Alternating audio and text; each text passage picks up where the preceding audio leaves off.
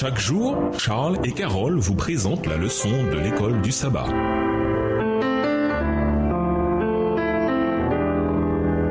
Bienvenue à votre émission Dieu nous parle. Leçon de dimanche, le plan de Dieu pour le mariage. Lisons Marc 10, versets 1 à 12, ainsi que Genèse 1, verset 27 et Genèse 2, verset 24. Quel piège les pharisiens tentent-ils à Jésus en lui posant cette question sur le divorce? Quelle leçon Jésus enseigne-t-il par sa réponse? Marc 10 et versets 1 à 12. Jésus étant parti de là se rendit dans le territoire de la Judée au-delà du Jourdain. La foule s'assembla de nouveau près de lui et selon sa coutume, il se mit encore à l'enseigner. Les pharisiens l'abordèrent et pour l'éprouver, ils lui demandèrent s'il est permis à un homme de répudier sa femme. Il leur répondit: Que vous a prescrit Moïse? Moïse, dirent-ils, a permis d'écrire une lettre de divorce et de répudier. Et Jésus leur dit: C'est à cause de la dureté de votre cœur que Moïse vous a donné ce précepte. Mais au commencement de la création, Dieu fit l'homme et la femme. C'est pourquoi l'homme quittera son père et sa mère et s'attachera à sa femme. Et les deux deviendront une seule chair. Ainsi, ils ne sont plus deux, mais ils sont une seule chair. Que l'homme donc ne sépare pas ce que Dieu a joint. Lorsqu'ils furent dans la maison, les disciples l'interrogèrent encore là-dessus. Verset 11, il leur dit: Celui qui répudie sa femme et qui en épouse une autre commet un adultère à son égard. Et si une femme quitte son mari et en épouse un autre, elle commet un adultère. Genèse 1, verset 27. Dieu créa l'homme à son image, il le créa à l'image de Dieu, il créa l'homme et la femme. Genèse 2, le verset 24. C'est pourquoi l'homme quittera son père et sa mère et s'attachera à sa femme et ils deviendront une seule chair. Dans ce passage, les pharisiens demandent à Jésus s'il est permis qu'un homme divorce de sa femme. Chez les pharisiens, le divorce était considéré comme permis. La question concernait les raisons du divorce. L'école de Shammai était sans doute plus restrictive. On pouvait divorcer uniquement en cas de stérilité, de négligence matérielle ou émotionnelle ou d'infidélité conjugale. L'école de Hillel était bien plus accommodante et permettait le divorce pour quasiment n'importe quelle raison. La procédure de divorce était cependant plus complexe, ce qui la rendait aussi plus lente. Leur question générale de savoir si le divorce est permis semble donc un peu bizarre. Mais c'est qu'ils cherchent en réalité à compromettre Jésus auprès d'Hérode Antipas, le dirigeant de la région à l'est du Jourdain, où Jésus se trouvait à ce moment-là. Antipas avait divorcé de sa femme et épousé Hérodiade, la femme de son frère. Hérode avait fait décapiter Jean-Baptiste à cause des reproches que ce dernier avait formulés sur cette relation illicite. Voir Matthieu 14 et versets 1 à 12. Jésus illude leurs questions en leur posant lui aussi une question. Il demande aux pharisiens ce que Moïse dit du sujet. Le passage auquel les pharisiens font référence dans leur réponse est Deutéronome 24 et versets 1 à 4, qui décrit un cas particulier de remariage après un divorce. À l'époque de Moïse, les Israélites divorçaient déjà. La jurisprudence décrite dans Deutéronome 24 était censée protéger la femme. Mais à l'époque de Jésus, l'école de Hillel l'avait dénaturée afin de faciliter le divorce pour quasiment n'importe quelle raison. Ainsi, la loi conçue pour protéger la femme était désormais utilisée pour l'écarter plus facilement. Au lieu de débattre sur la juridiction de Deutéronome 24, Jésus renvoie à l'idéal originel de Dieu pour le mariage, dans Genèse 1 et 2. Il relève qu'au commencement, Dieu avait fait un homme et une femme, Genèse 1, le verset 27, deux individus. Puis il associe cette vérité à Genèse 2, le verset 24, qu'un homme quitte ses parents, s'unit à sa femme et que les deux deviennent une seule chair. C'est sur ce concept d'unité que Jésus fonde sa valorisation des liens du mariage. Ce que Dieu a uni, on ne doit pas le séparer. Que fait votre assemblée pour consolider les mariages? Comment aider ceux dont le mariage est déjà brisé? Au revoir. Et à demain si Dieu veut.